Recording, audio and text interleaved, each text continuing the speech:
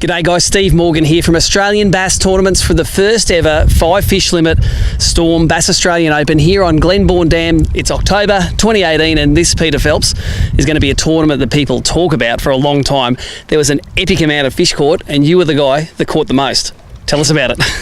I wouldn't say I caught the most, I just targeted the bigger fish, I feel. Yeah, it was insane. Glenbawn fished its head off. I think everyone caught a ton of fish. I spoke to a lot of guys that caught 20 to 30 fish a session. It was just insane.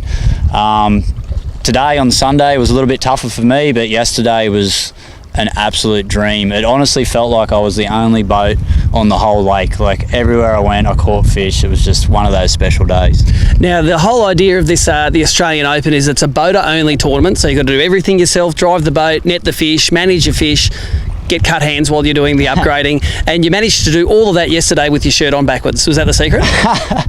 Yes, I believe so. It was quite funny actually, because I ran the Chesty GoPro and I also was mic'd up as well, and all day I'm sitting there doing this, going thinking it was just the mic and everything else was just annoying me, but yeah, it turned out it was a full solid 10 hours with my shirt on backwards. So let's go to the strategies. Each morning you caught fish on moving baits and then you slow down and fish the jigs. Take us through that strategy and what you used. Yeah, so as the weekend sort of panned out, I found the bigger fish were up shallower in around sort of 6 foot. And early on, while the light was low, I used just a small 3/8 chatterbait, fairly dark colours, trying to imitate just a crawfish, like escaping across. And I tried to target sort of hard cover and transition from like rock into like sort of mud banks. And it was just a constant like cast really shallow and just a nice slow wind and let it drop back to the bottom, and a lot of fish come on the paws, similar to how you would fish a jig, I suppose. And then once that shallow bite died, generally around sort of 8:30 each day, I went to a Pros Factory Quip and a motion jig and pretty much just picked apart everything that I could see above the water and below. I used my Costa sunglasses as well, and I managed to find some weed beds, and there was one little pocket there that I pulled quite a few fish from, and I think I weighed 2 or 3 out of the 10 out of that one pocket there.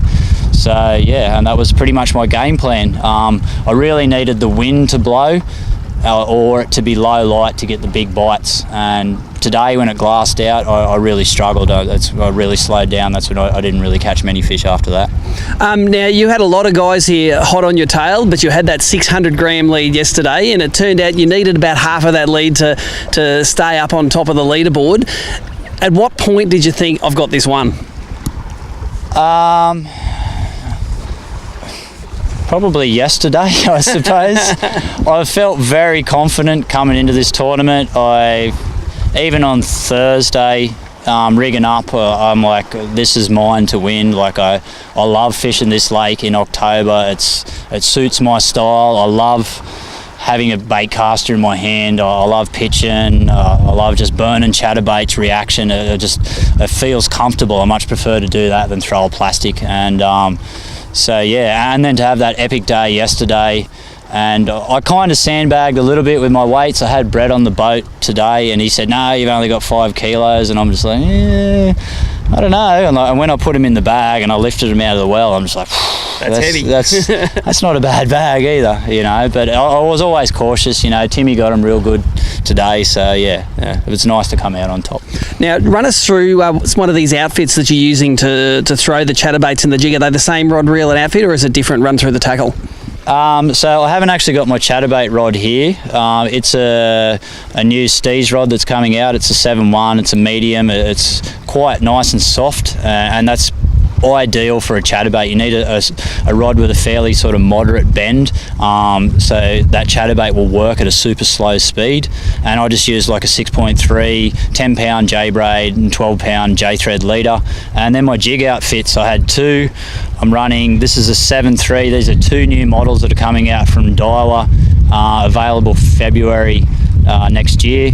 So that's a 7.3 medium heavy, and I use straight through fluorocarbon on that, and that's a HRF 9.1. So super high speed reels for fishing a jig. As you probably know from today, you need to wind down on them really quick.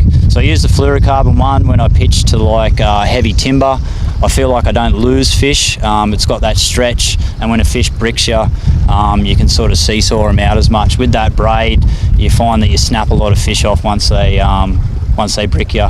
That's right. They get that knot stuck in the wood, don't they? And then game over. Game over, pretty much. And you just don't have that stretch. And it's always a weak point. That leader knot is just always where it's going to fail. But another outfit I used. This is going to be ideal for any guy that wants to sort of get into impoundment fishing or tournament ones. It's great because it's a 7.2. It's a medium. And it's an ideal probably spinnerbait and jig rod, and that's just a Steez ATW. I like the TW one. It's one of the cheaper models in the Steez, but it's got those nice big paddles on it, and it's really good for winding down on those fish. And obviously just the 8.1 as well, 15-pound J-braid, 12-pound leader. I felt like I needed to go a little bit lighter because there was a little bit of clear water around, as you know. Like all of it. Yeah, pretty much all of it. I did get dusted a few times, but you sort of take that as it comes. Well, thank you very much for sharing that information. ABT's motto is who shares wins, and in this case, it's who wins shares.